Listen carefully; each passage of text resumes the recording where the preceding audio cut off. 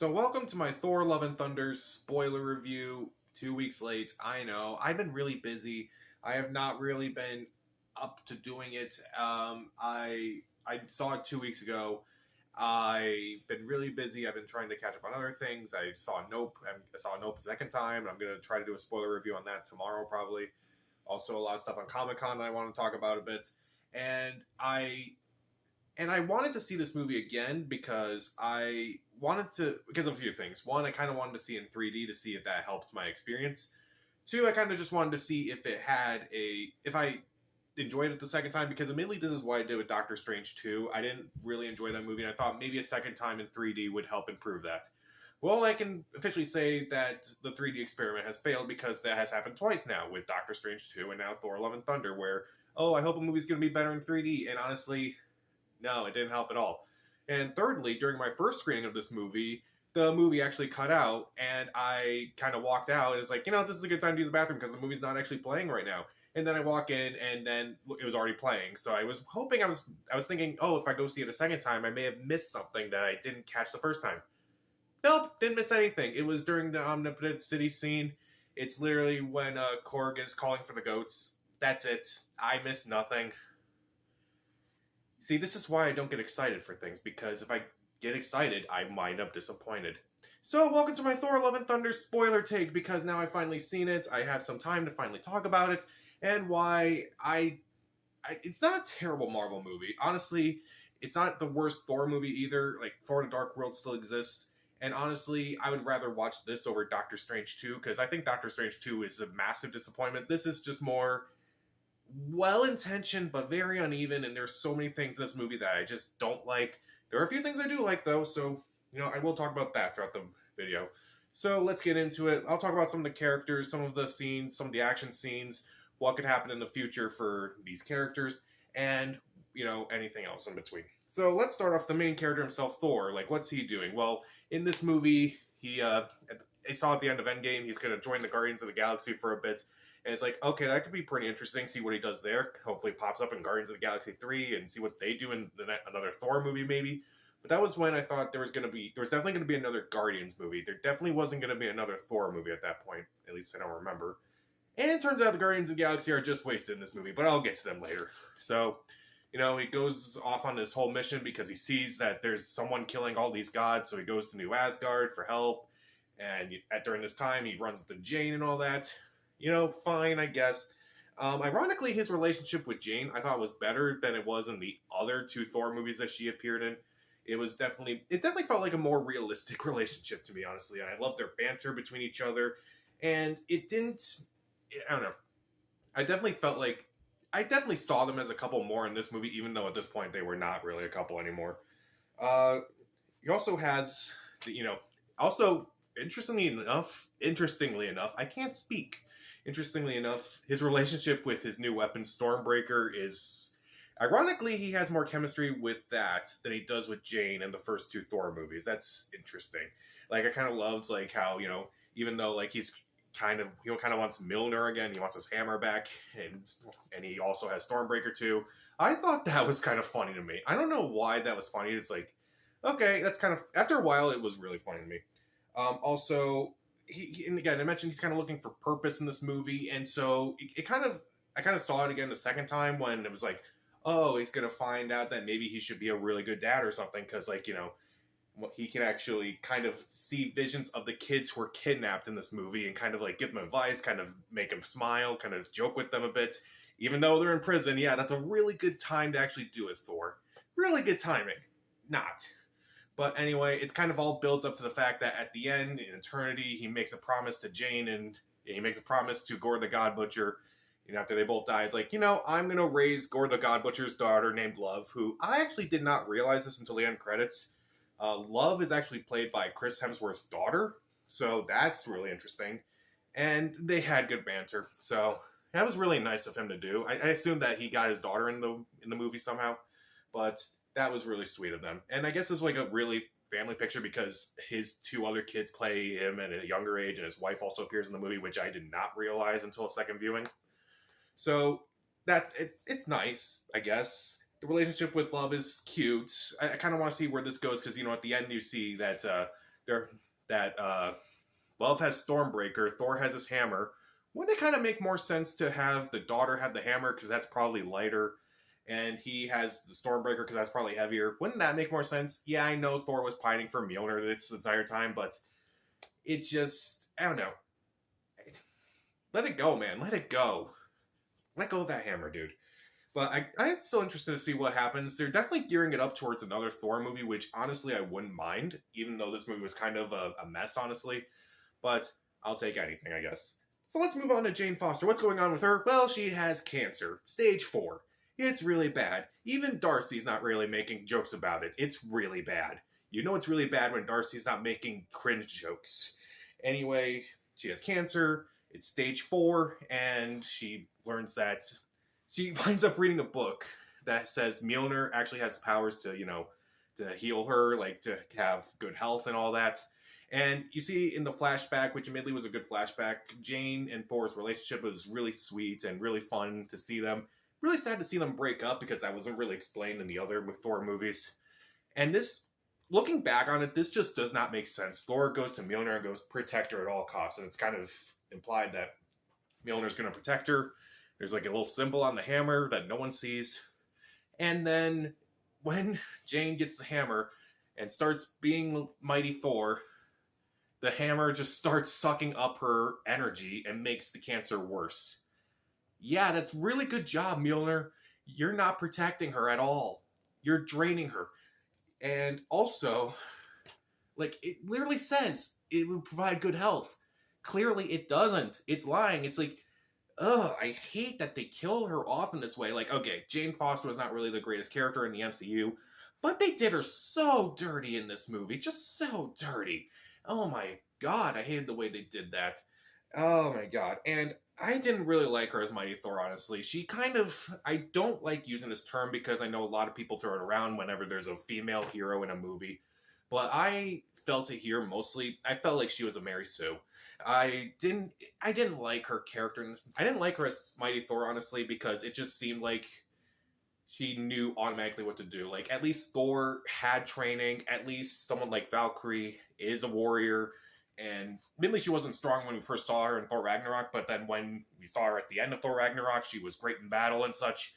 Here, she's just kind of doing it and like kind of throwing the hammer, taking out so many guys at once, but she can't come up with the catchphrase. I guess spending so much time with Darcy just does not help. Just really terrible catchphrases.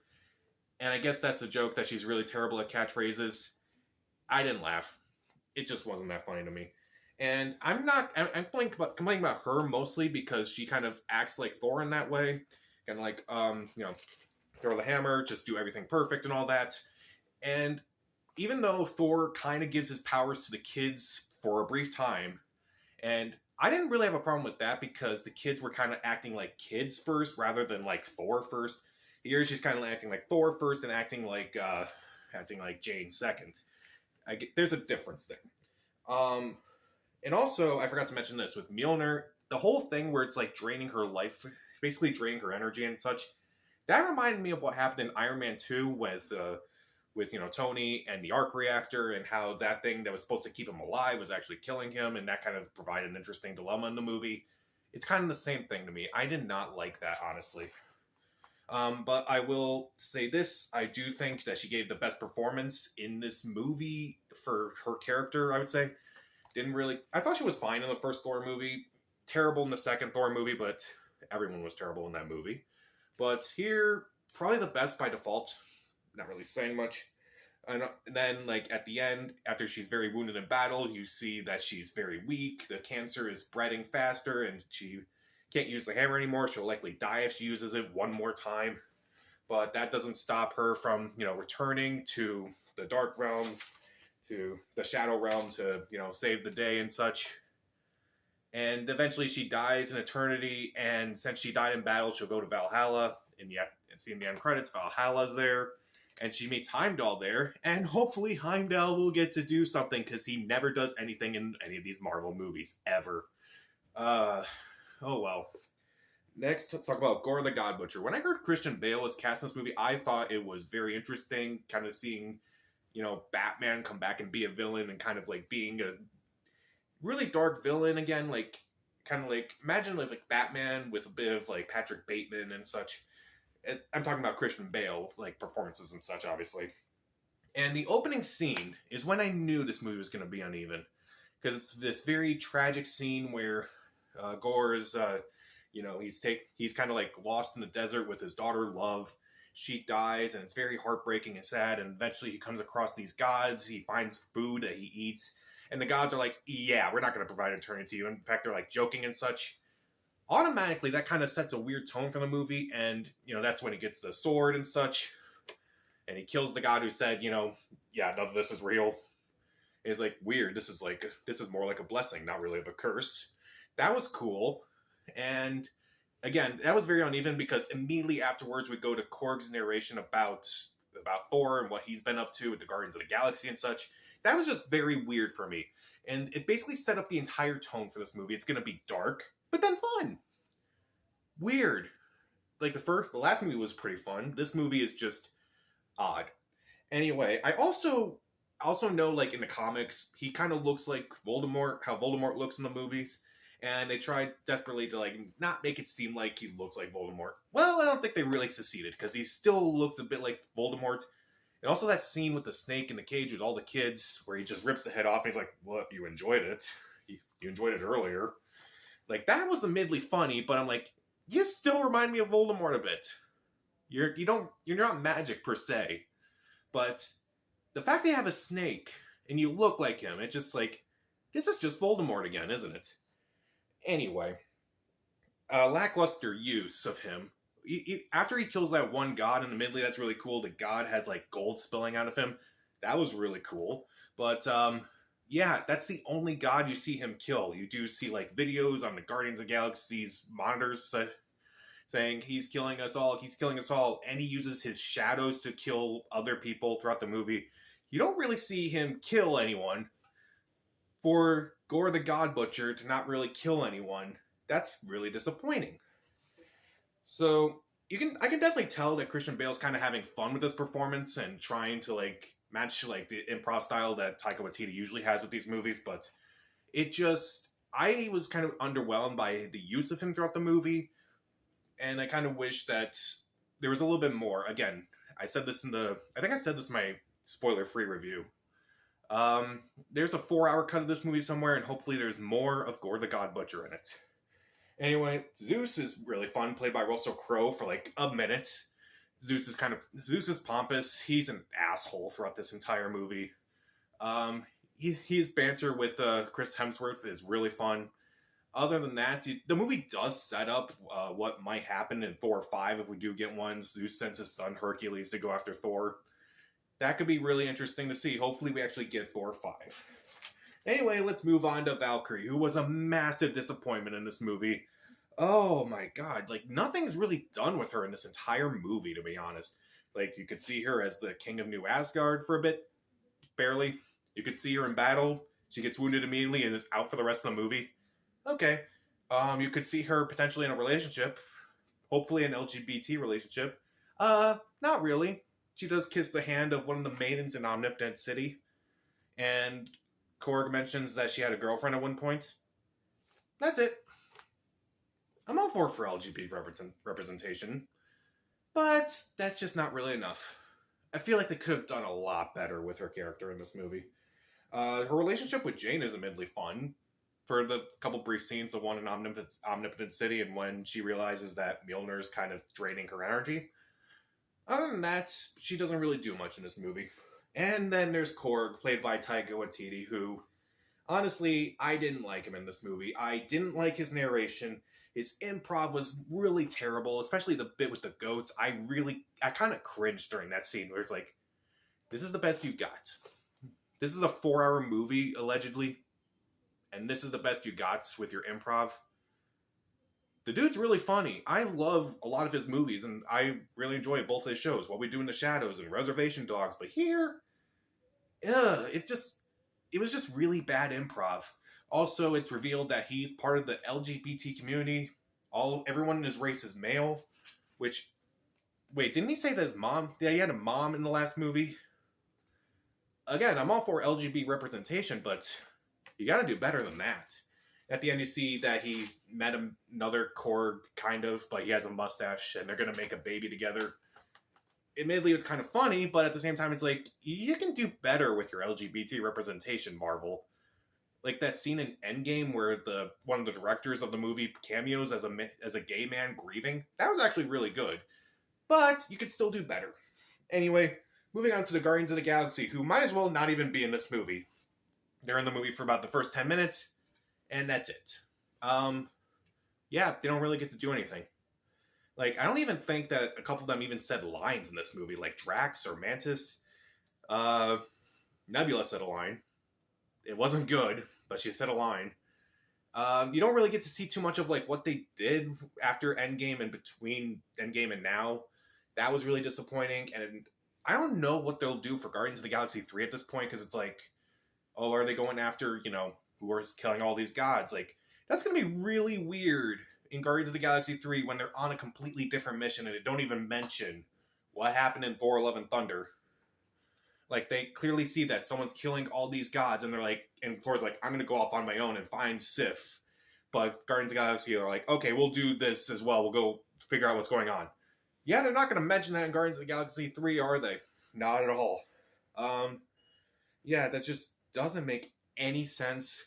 I was really disappointed with that. That was one of the cooler things in the Avengers Infinity War and Endgame, but you could have done better with that. Again, this is a movie where I keep saying that. You could have done better.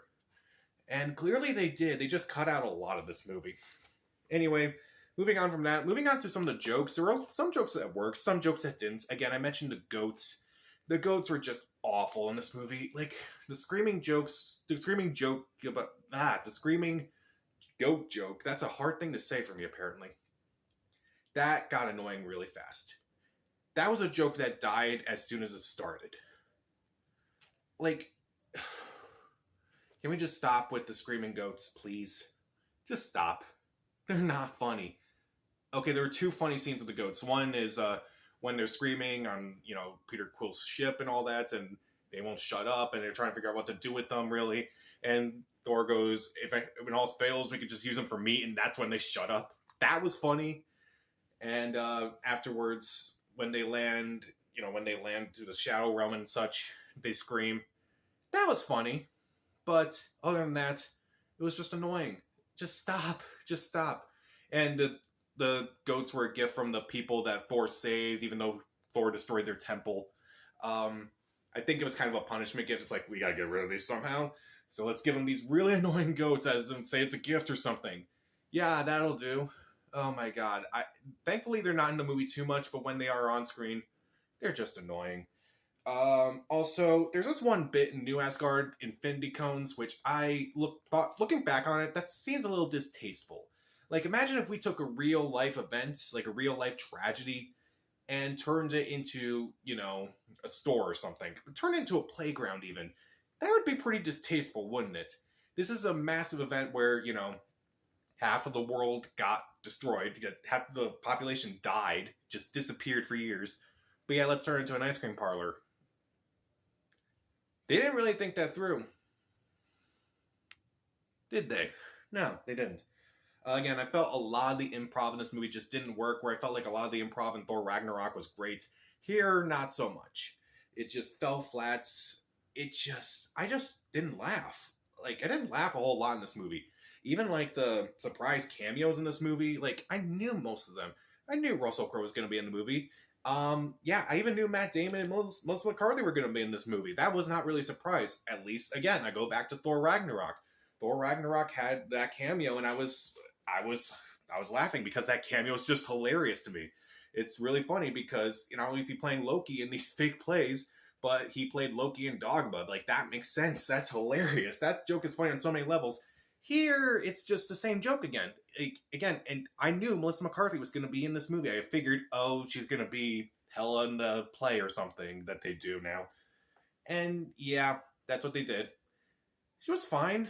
I just didn't laugh because it was just the same joke as the last movie. I didn't get it.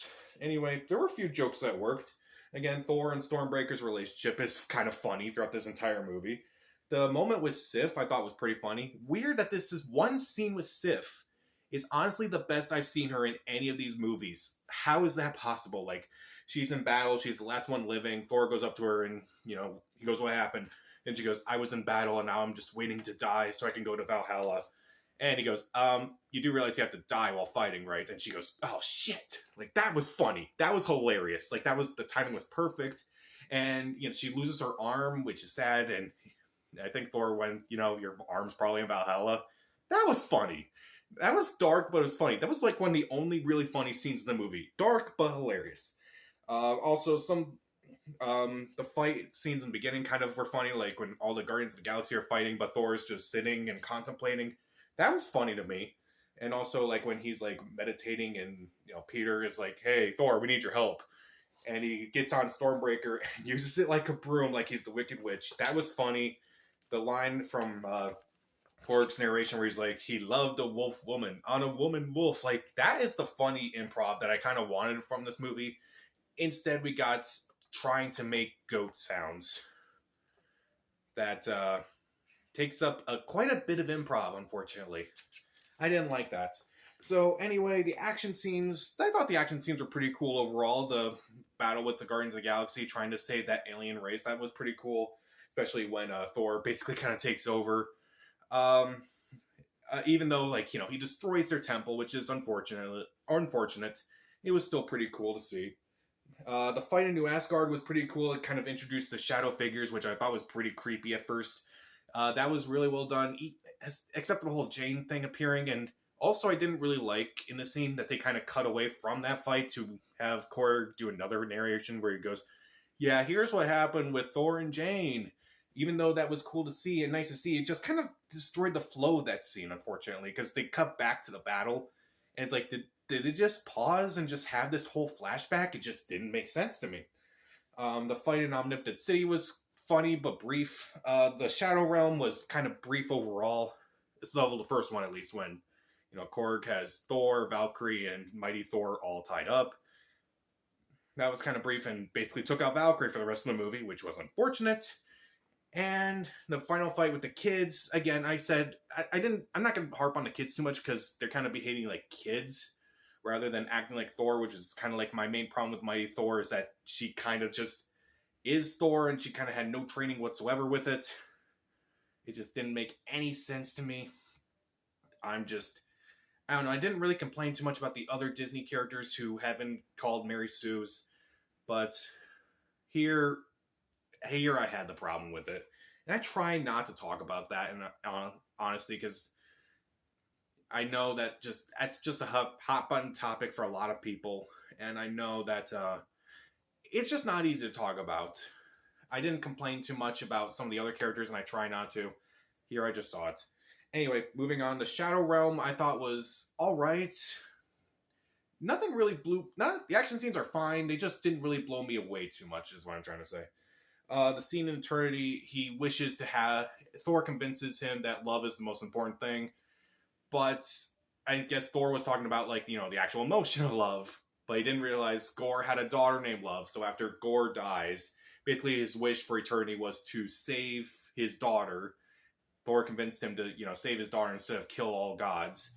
So, nice, sweet, I guess. But, I don't really have any problems with it because the movie does build up to the whole idea that Thor's looking for a new purpose rather than just saving the world and just falling in love. Not necessarily falling in love, but like, meeting random women and such. And it's nice. And again, the daughter is played by Chris Hemsworth's actual daughter, so that's nice. So, also let's talk about the ending a bit. It's Thor versus Gorr, and the fight is fine. Like, nothing really interesting happens in this fight. Jane has her line, "Eat my hammer," which I didn't think was that funny, but the joke is it's not supposed to be funny, and she's still kind of working out her catchphrase. Just didn't really make me laugh, but I also didn't really laugh too much in this movie, if I'm being honest. Thor gives his power to the kids again, which, again, I'm not going to complain too much about the kids having Thor's powers, because, again, the kids are behaving more like kids rather than behaving like Thor, if that makes any sense. And, Thor tells Gorr to love instead of, like, kill all gods. And so he brings back his daughter Love, and afterwards we see Thor and Love kind of like bonding, kind of having, kind of like, you know, bond, and not necessarily bonding, but like having a little argument where it's like, hey, you're not supposed to be wearing those, we're going to battle and such. And they do. Korg goes, and this is a story of Love and Thunder, her being Love, him being Thunder. And I'm curious to see how that's going to play out in Thor 5, which the movie does build up. And the movie builds up a lot of things. It builds up, you know, Zeus and Hercules for the next movie, which could be really interesting to see. I would love to see Russell Crowe come back from this movie, and Hercules is played by Brett Goldstein from Ted Lasso, which I didn't even notice until I saw the end credits. Like, oh, okay, that's who it is. Oh, I recognize that name. Okay, I gotta rewatch Ted Lasso, I guess. Also, it kind of, I don't know what they'll do with like the Valhalla scenes. Like, are they gonna do something with, you know, Jane there now in Heimdall? Would you please give Idris Elba something to do in this universe, please? And what about the Guardians of the Galaxy? Like, is this even going to be mentioned in the next movie that they do? Are they going to be like on a different mission? Like, obviously, I have Adam Warlock in Guardians of the Galaxy 3, and maybe they'll find the Gamora that survived this whole thing, you know, survived Infinity War and Endgame. Maybe they'll find her. I don't know. But, like, why are they even going to bring it up? I don't think they will. Also, like, will we see Thor and Love again, like, kind of, like, fighting side by side in the next movie? I kind of want to see a Thor 5 because it's kind of the way I see Daniel Craig's James Bond movies, where it's, like, the odd number ones are the better ones, like Casino Royale and Skyfall are better than, you know, Quantum of Solace and Spectre. And No Time to Die I actually really enjoyed. So I hope that with Thor 5, we kind of get a solid ending to Thor that, you know, it's satisfactory to me. And, well, not necessarily satisfactory to me, but just like a fun movie overall that's not tonally uneven and just, you know, just overall a good time. Even though the first Thor movie is a bit serious, I still enjoy it. I still enjoy the characters. Do think it is kind of funny, and I do think Loki's a good villain in that movie. But this movie's just very uneven. Like, there are ingredients for a good movie here. It's just, you could clearly tell it's been cut up. I really want to see what a 4-hour cut of this movie would be like. See what that movie would be like, if it's any different, if it's any better, if it's any worse. But I'd still be interested in seeing it. I would still honestly buy this on Blu-ray because I do own most of the Marvel movies except for Eternals. Mainly because all these movies are still connected in some way. Even Doctor Strange 2 is connected in some way. But as for right now, Thor Love and Thunder, I still say it's underwhelming. It's totally uneven. It's not as fun as Thor Ragnarok. It's honestly just a mess. It has interesting ideas. It has good performances, but I just felt like the comedy just didn't work for me. The characters just didn't work for me. Some things just don't make sense. I would still give it 2.5 out of 4 stars because while I was watching it, it was definitely fun to watch. But it's one of those things where it's like, the more I'm thinking about it, the more I dislike it or see all the problems with it. Not necessarily dislike it, but like, I see where it's like, oh, okay, this is a plot hole. This is a plot hole. This doesn't make sense. Why would you do this? I don't know. It's a movie that if I'm watching, I'm not going to hate it. But as I'm sitting here talking about it, I'm like, wow, nothing about this works. I don't know. Do I have to watch this thing again? I did say I'd buy it on Blu-ray, but not because I think it's an amazing movie, just because I have all the other Marvel movies. So I'm done explaining all that. What'd you think of Thor Love and Thunder? Spoilers and all. I rambled way too much in this video. Oh, man. And also, what would you see in Thor 5? What would you like to see in Thor 5? Also, even though I kind of have problems with this movie overall with the tonal shifts and everything, I honestly wouldn't mind Taika Waititi coming back for one more Thor movie to kind of get it right, just get it done, and just say, you know, this is the perfect ending to Thor. Let him move on to whatever he does. Let him retire, and let's give it up for the new Marvel generation. So, what'd you think of Thor Love and Thunder? Spoil away, comment down below, subscribe to the channel. This is Pat. Stay safe.